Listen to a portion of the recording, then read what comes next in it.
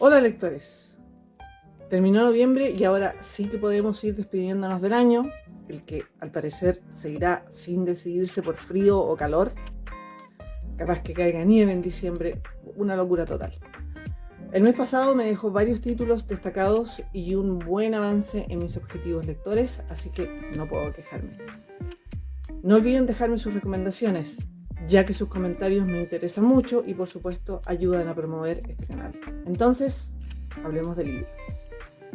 En primer lugar, los libros que ya tienen video reseña en mi canal de YouTube, y para los que les dejo los links en caso de que quieran conocer más a fondo, Tierra de Campeones, del autor chileno Diego Zúñiga, que cuenta la historia del Chungungo Martínez, un chico humilde nacido en Calama, que llega a competir en el Campeonato Mundial de Pesca Submarina que se realizó en Iquique en 1971. La historia comienza en los años 50 y se extiende hasta mediados de los 70. Pasa por Calama, Iquique, Santiago y otros lugares, pero se detiene mayormente en Caleta Negra, cerca de Iquique, el lugar donde reside Nachungungo a los 14 años. Con un ritmo rápido que nos lleva por los distintos episodios de la vida de este personaje basado en el verdadero campeón de aquel lejano campeonato de 1971, la pluma certera y entregada del autor nos lleva por una vida que refleja en muchos sentidos lo que realmente se vivía en esos años de mayor comunidad y solidaridad en Chile. No se pierdan este libro, es muy muy bueno.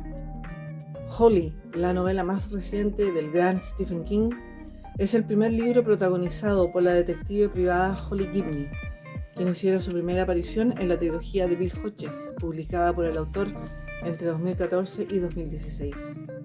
En esta novela, situada en Estados Unidos en plena época COVID y justo después de la elección de Biden, la detective investiga la desaparición de una chica de la que solo se ha encontrado su bicicleta y una nota que parece ser de despedida. La investigación lleva a la detective a vincular esta desaparición con otras y a descubrir que quienes están detrás de estos secuestros son la mismísima definición de los científicos locos. King muestra su oficio con personajes muy bien armados, un gran desarrollo para Holly y Barbara Robinson, otro nombre derivado de la trilogía de Bill Hodges, con una historia que se mueve rápidamente y permite pasar varios días desconectados de la realidad y sumergidos en esta historia que atrapa. Porque no solo de vampiros vive el hombre. Completamente recomendable. Ahora una selección con los libros cortos que leí durante el mes. Matute, del autor chileno Rodrigo Ramos Bañados, reúne una selección de crónicas que el autor escribió tras recorrer varios lugares en Perú y Bolivia, relatando su experiencia como chileno de paso por estos sitios. ¿Qué hay acá? Prostitución, brujería, un recorrido por el Cusco sin ojos de turista, un grave accidente en plena carretera y con ello la cercanía de la muerte, la frontera con Brasil en un recorrido de temer, Cochabamba y más brujos, el regreso a Chile desde Tacna y el paso por la tierra de nadie. Publicado en 2020, este conjunto de crónicas tiene un toque en su escritura que se siente casi como de ficción y que este antofagastino usa para mantenernos enganchados y avanzando a un ritmo vertiginoso.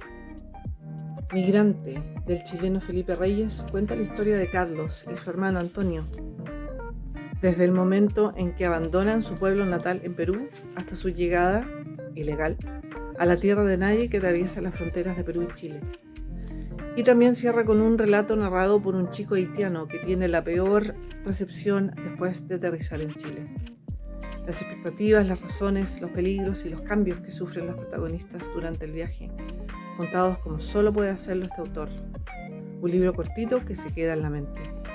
De una rara belleza, de Simón Ergas, cuenta tanto la historia de vida de Moni Ergas, el abuelo del autor, desde su pasar en la lejana Yugoslavia en los años previos a la Gran Guerra, pasando por el escape milagroso de los nazis junto a su padre, con quien llegó hasta Chile, hasta lo vivido por la familia actual tras el fallecimiento del patriarca.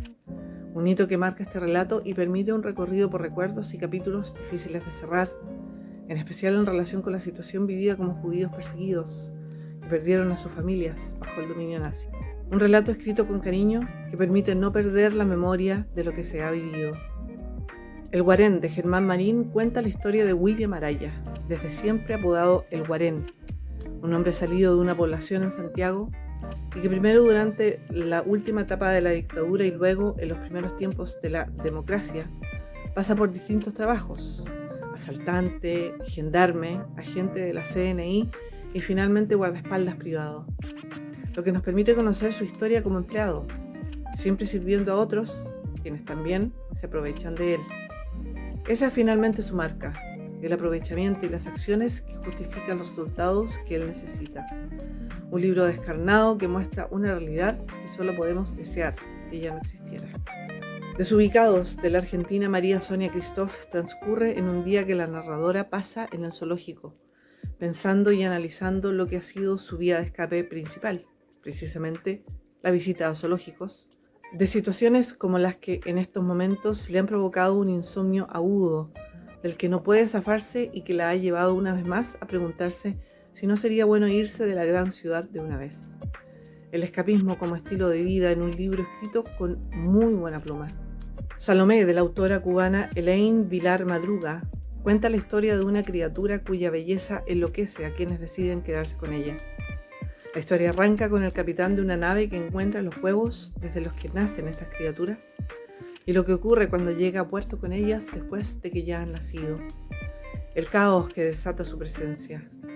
La criatura luego pasa a manos del gran maese Tamereu, el maldito, que le da nombre para luego quedar en manos del sobrino del rey y comendador de Vilda, Ero Antipas Ilgrim, desde donde la criatura una vez más es arrebatada para perderse y posiblemente terminar en las manos de una simple campesina. Todo esto en un escenario de aparente futuro, con una atmósfera que me dejó un sabor a las ciudades puerto de la Guerra de las Galaxias, con este tipo de sociedades e interacciones. Y la escritura, por supuesto, que es lo mejor de esta historia, con final abierto y un personaje central andrógino e imposible de describir. Cadáver exquisito, de la autora argentina Agustina Basterrica, se centra en un escenario futuro distópico, donde el mundo ha debido seguir después de la muerte de los animales, de todos los animales, salvajes y domésticos, debido a un virus que los atacó. Por si acaso, este libro es del 2017, anterior al virus que conocimos en la vida real. La muerte y el exterminio posterior de los animales enfermos y de las personas que se contagiaron de este virus lleva a la creación de una nueva industria, la que reemplaza a las especializadas en alimentación basada en carne animal. Lo que la gente que queda en este nuevo mundo, la que es mucho menos de la que existía antes del virus, se alimenta de la llamada carne especial, un término muy elegante para referirse a la carne humana.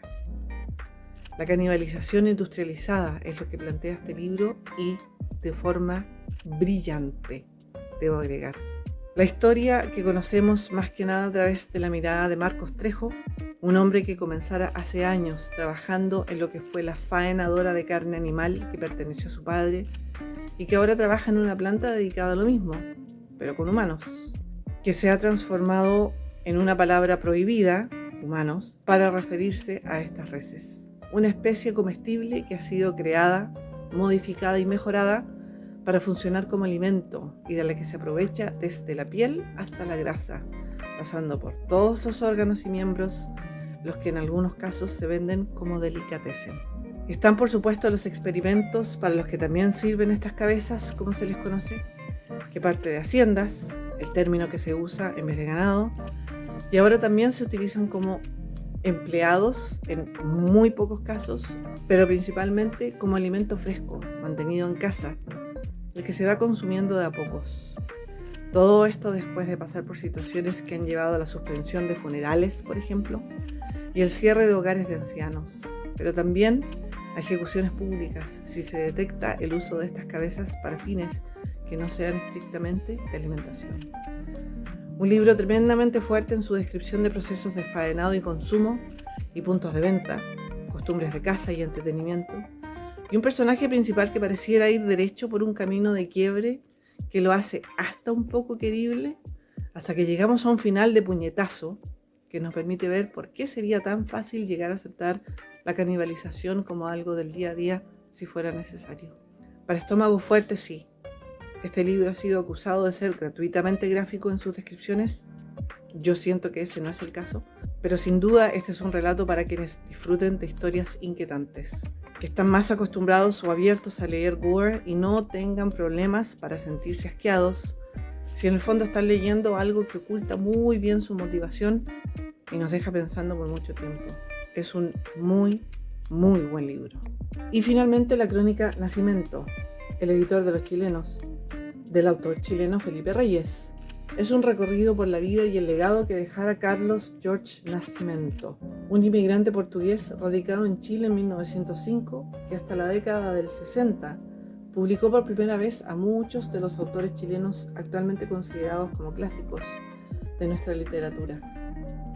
Pero para llegar a esas publicaciones, Nascimento debió ir literalmente creando una industria literaria, con todo lo que eso implica, desde la compra de las imprentas hasta la distribución de los libros, algo que hasta ese momento no existía. Los libros solo se importaban a Chile y quedaban disponibles para una élite que leía europeos principalmente. En este libro aparecen los primeros encuentros y las primeras publicaciones de Teresa Bilsbond, Gabriela Mistral, Pablo Neruda, Marta Brunet, Luis Durán, María Luisa Bombal, Huidobro, De Roca, Manuel Rojas. El historiador Francisco Antonio Encina, que me sorprendió mucho porque literalmente no le importaba obtener dinero con sus publicaciones, nunca cobró regalías. María Carolina Geel y José Donoso. Es un libro con historia de época que muestra la vida en Santiago principalmente, entre 1915 y 1960, desde el punto de vista de quienes se movieron en el sector de las letras, y luego el efecto de la dictadura sobre todos ellos, aunque para entonces Nascimento ya había fallecido, que nos permite conocer la vida de un hombre que no se detuvo nunca, que vivió endeudado y dedicado a los libros, pero cuya pasión por este sector permitió que contemos con una larga lista de autores que muy probablemente de otro modo ni siquiera habrían tenido la posibilidad de llegar a publicarse. Lleno de anécdotas y encuentros inesperados, acuerdos que se sellaban con apretones de mano y con una mirada a un Santiago irreconocible para nosotros. Este volumen es tanto un libro de historia como la crónica de la vida de un hombre inolvidable. Y bien amigos, esos fueron los libros que leí en noviembre. Espero que estos resúmenes les ayuden al momento de elegir sus próximas lecturas. Y nos seguimos encontrando a lo largo de diciembre, fin de año, y ya en enero para ver el resumen con las mejores lecturas del 2023. Siempre con la compañía de un rico café y más de algún chocolate para acompañar la lectura durante los días que quedan de este año. No olviden comentar y suscribirse. Nos vemos.